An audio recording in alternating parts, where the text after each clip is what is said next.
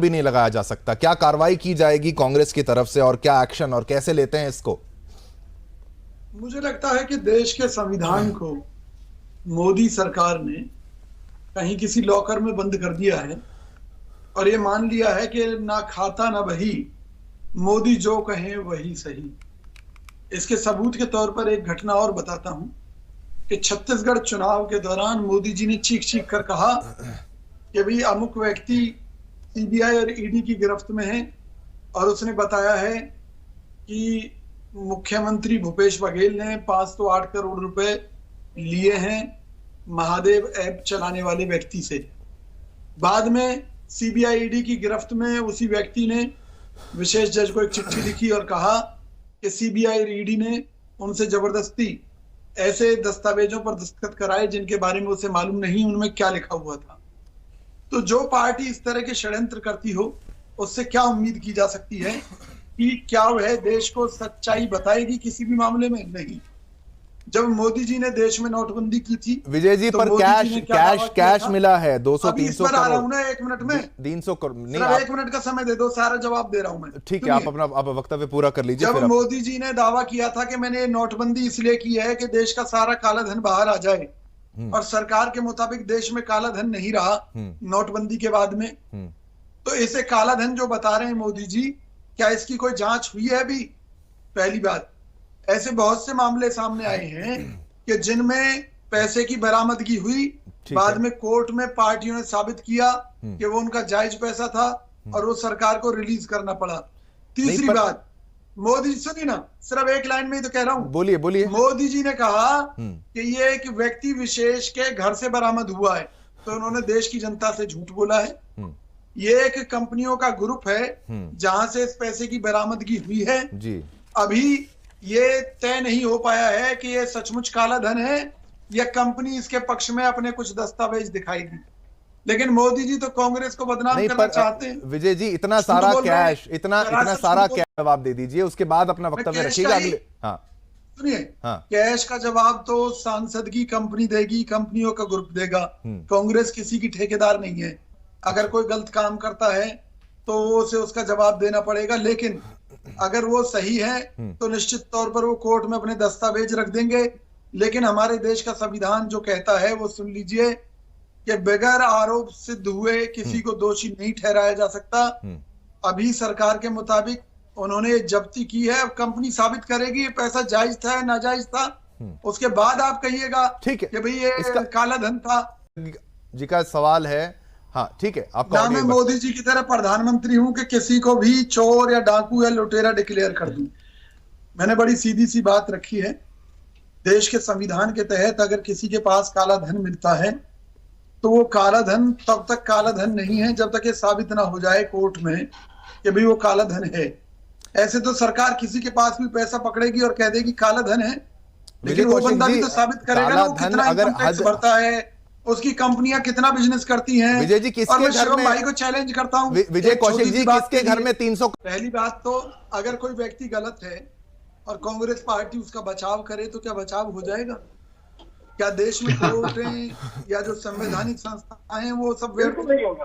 पहली बात, बिल्कुल नहीं होगा, किसी के करने से कुछ नहीं होता। दूसरी बात, मैंने आपसे कहा कि देखिए कुछ चीजों की जानकारी आपको एक्सपर्ट्स दे सकते हैं। कौन से एक्सपर्ट्स दे सकते हैं? जिन्हें कंपनियों के कामकाज की जानकारी हो। ये कंपनियों का एक ग्रुप है, इन्हें इतनी पावर्स थी या नहीं थी, या इनका ये पैसा व्हाइट का है या नहीं है, ये तो इनकी कंपनी का ही कोई प्रतिनिधि बताएगा। बहरहाल हम केवल ये कहना चाहते हैं, ऐसे बहुत से मामले हुए हैं जिनमें इनकम टैक्स की रेड पड़ी, उनमें बहुत बड़े पैमाने पर पैसा भी मिला मौके पर। ऐसी बात नहीं कि पैसा नहीं मिला, कैश भी मिला, ज्वेलरीज भी मिली और चीजें भी मिली। और बाद में जब वो मामले कोर्ट में गए या संबंधित अथॉरिटीज के पास गए अपील में वो लोग, तो वहां पर उन्होंने अपने दस्तावेज पेश किए और वो मामले खत्म हो गए क्योंकि वो काला धन नहीं था। तो मेरे कहने का भाव केवल ये है कि किसी कंपनी में अगर पैसा बरामद हो रहा है, सुनिए, किसी कंपनी में अगर पैसा बरामद हो रहा है उसके लिए कांग्रेस को बदनाम करना। नहीं, कांग्रेस को बदनाम क्यों ना किया जाए? अरे धीरज साहू किस पार्टी के हैं आप बताइए? वो आपकी पार्टी के तो है ना। इसने रिश्वत में पैसा लिया है। विजय जी तो भाई हम दोषी। विजय जी वो किस पार्टी के हैं? पार्टी का देखिए विजय जी, केवल इनकम टैक्स बचाने वाले मुद्दे का पैसा है? नहीं, इनकम टैक्स बचाने वाले मुद्दे का पैसा है तो फिर भी पाप है विजय जी। इनकम टैक्स बचाने वाले मुद्दे का पैसा है तो फिर भी पाप है ना, वो भी तो गलत है, वो भी तो क्राइम है। अरे तो हमने कब कहा? आप बात नहीं समझ रहे शिवम भाई। चल क्या रहा है देश में कि अगर कोई इनकम टैक्स चोरी कर रहा है तब भी मोदी जी कह रहे हैं कि कांग्रेस ने घोटाले से पैसा कमाया है। नहीं, देखिए ये मुद्दा 300 किया जा रहा है जहां पर इतना ज्यादा कैश बरामद हुआ है। क्या कांग्रेस पार्टी अभी भी बचाव करेगी? आप बात को समझिए। कांग्रेस पार्टी किसी बिजनेसमैन के बिजनेस में क्या खामियां हैं उनको चेक करने के लिए नहीं बैठी। लेकिन अगर आपकी पार्टी का बिजनेसमैन हो तो आपकी पार्टी का बिजनेसमैन, देखिए आपकी पार्टी के बिजनेसमैन है ना, बिजनेसमैन है पर हैं तो आपके पार्टी के बिजनेसमैन है। तो क्या कांग्रेस पार्टी उनका बिजनेस संभालती है क्या? मुझे बताइए। लेकिन अगर भ्रष्टाचार का आरोप सामने आता है, सबूत सामने आते हैं तो पार्टी की तरफ से कुछ एक्शन होगा?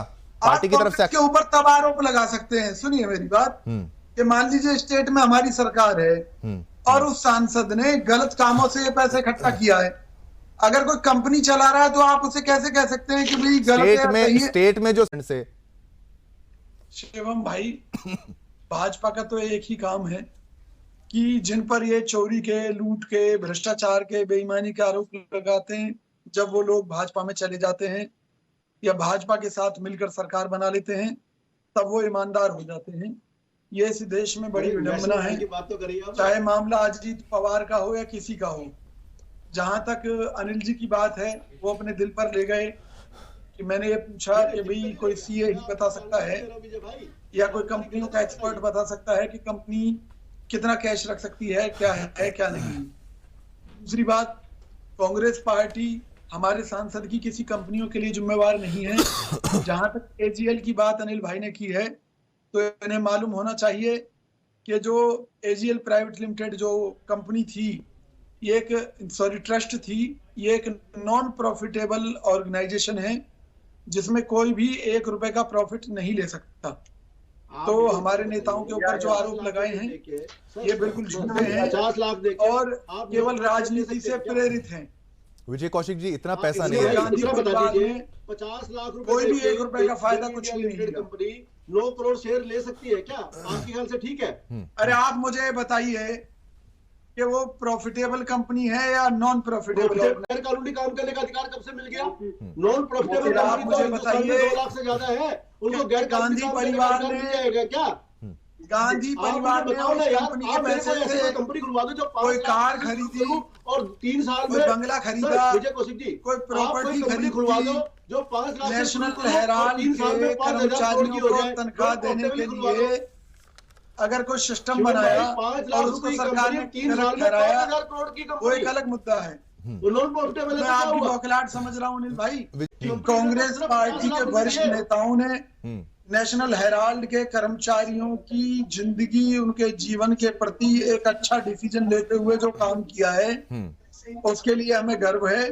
क्योंकि एक नॉन प्रॉफिटेबल ऑर्गेनाइजेशन है इसलिए गांधी परिवार ने इससे 1 रुपए का भी फायदा नहीं लिया है। पर कौन शेयर होल्डर है उसमें? विजय कौशिक जी, शेयर होल्डर कौन है प्रमुख तौर पर? शेयर होल्डर कौन है? राहुल जी, प्रियंका जी, सभी लोग हैं कि नहीं शेयर होल्डर? कितनों से परमिशन लिया आपने ट्रांसफर करने के लिए? 5,000 शेयर होल्डर थे। ठीक है, ठीक है। जो 1935 में नेहरू जी ने ये शुरू की थी। क्या वो लोग शिकायत लेकर अनिल जी आपके पास आए थे या मोदी जी के पास आए थे? किसी की शिकायत नहीं, मुद्दा ठीक है। ये पहले भी इस मामले में जांच हो चुकी थी और ये केस बंद कर दिया गया था, लेकिन मोदी सरकार ने बदले की भावना के तहत मामले दोबारा शिफ्ट किए।